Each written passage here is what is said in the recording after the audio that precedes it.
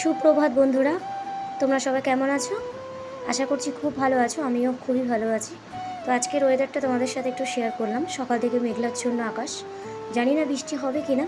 আবহাওয়া দপ্তর থেকে তো বলেছে আজকে বৃষ্টি হবে না, শুধু মেঘলা হয়েই থাকবে। তো যাই হোক, সকাল সকাল চলে এলাম রান্নাঘরে। দেখতেই পাচ্ছ আমার ঘুম থেকে উঠে সবার প্রথমে কাজ হচ্ছে বাসনগুলো মাজা। যেহেতু নিচে রান্না হয়, তো বাসনগুলো না মেজে দিয়ে আসলে শাশুড়ি রান্না করতে অসুবিধা হবে। কুকার টুকার সবই এখানে এনে রেখেছি, তো সেই জন্য। তো যাই হোক, আমি দুধ আনতে গেছিলাম, সেখান থেকে এসে একটু চা খাচ্ছি।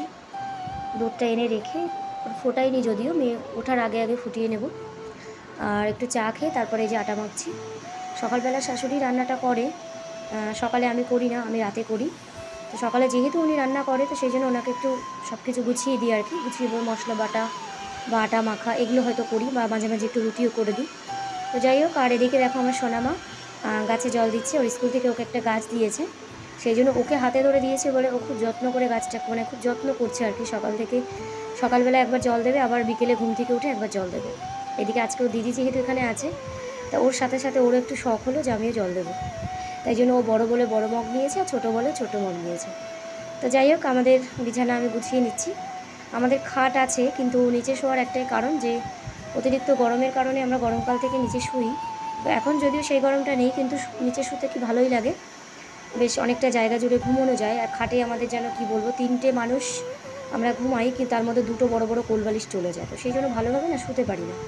তো যাই হোক, এরপরে যখন আরও ঘন বর্ষা পড়বে তখন ওপরেই শোবো, তাহলে বিছানা তোলা ঝামেলাটা থাকবে না। তো যাই হোক, আমার মেয়েকে দুধটা খাওয়াচ্ছি। এখন প্রায় 9টা বাজে। আজকে ওকে স্কুলে যেতে হবে, কালকে স্কুলটা কামাই করেছে। তো সেই জন্য 9টার সময় যাই হোক দুধটা ওকে খাওয়াতেই হবে। তো ভাতটা আজকে একটু দেরি করে খাওয়াবো। তো সেই জন্য সকালে উঠেই আর কি, ঘুম থেকে উঠে দাঁত ব্রাশ করিয়েও গাছে জল দিয়েছি, তারপর দুধ খাইয়ে দিয়েছি। তো যাই হোক, দেখো আমার মেয়েকে এখন আমি রেডি করাচ্ছি। স্নান করানো কমপ্লিট হয়ে গেছে। সবার আগে ওকে স্নান করিয়ে গুছিয়ে তারপরে ওকে ভাত খাওয়াতে বসাই। কারণ আমার মেয়ের বিখ্যাত কাজ হচ্ছে ভাত খাওয়ানো। সেটা হচ্ছে মানে কি বলবো, মানে 1 ঘন্টার মানে কমই বলা হবে। কোনো দিন দেখি 1 ঘন্টা পার হয়ে যাচ্ছে ওকে খাওয়াতে খাওয়াতে। ও এক গাল ভাত মনে হয় 4 মিনিট 5 মিনিট ধরে ধরে খায়। হ্যাঁ, তো যাই হোক, কী আর বলবো, কিছু বলার নেই। জানি আমার মেয়ের মতো সমস্যা অনেকেরই আছে, মানে আমার মতো সমস্যা, যে অনেকটা দেরি করে করে খায়। তো যাই হোক, দেখো আমিও রেডি হয়ে গেছি। আমি ড্রেস পরে নিয়েছি, আর এদিকে আমার মেয়েকেও রেডি করে দিয়েছি। চুল বাঁধিয়ে ড্রেস পরিয়ে শুধু জুতোটা পরা বাকি ছিল। তো যেহেতু মোজা পরতে হয়, আর ও গরম লাগে প্রচণ্ড পরিমাণে, মোজা পরতে চায় না। তো যাই হোক, স্কুলে যেটা রুলস পরতেই হবে। তো যাওয়ার আগে আগে আমি ওকে জুতোটা পরিয়ে দিই, আগে থেকে পরাই না গরমের জন্য। তো চলো দেখতে থাকো। তো বন্ধুরা, চলে এসেছি। দেখো প্রায় এখন 2:30 বাজতে গেছে। এখন যাবো মেয়েকে স্কুল থেকে আনতে।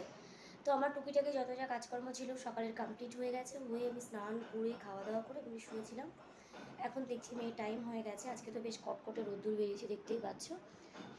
জানলার বাইরে থেকে দেখা যাচ্ছে বেশ ভালোই রোদ্দুর বেরিয়েছে, এবং গরমও লাগছে বেশ ভালোই।